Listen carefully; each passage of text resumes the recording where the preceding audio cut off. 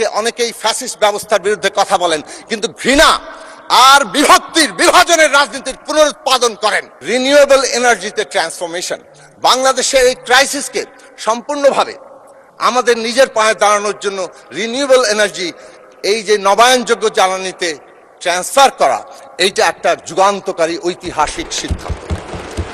সুতরাং অর্থনৈতিক ব্যবস্থাকে জনগণের উপযোগী করে তোলার যে গুরুত্বপূর্ণ পদক্ষেপ নেওয়া হয়েছে, সেই গুরুত্বপূর্ণ পদক্ষেপ আমরা আজকে আমাদের দিশাটাকে কিংবা ডিরেকশনটাকে ঠিক করে দেয়।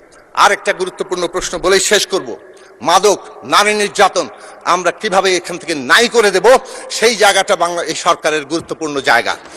সবচেয়ে বড় ব্যাপার হচ্ছে ফ্যাসিস্টরা কিভাবে বেঁচে থাকে, ঘৃণা উৎপাদন করে, বিভাজন করে। আজকে অনেকেই ফ্যাসিস্ট ব্যবস্থার বিরুদ্ধে কথা বলেন, কিন্তু ঘৃণা আর বিভাজনের রাজনীতির পুনরুৎপাদন করেন।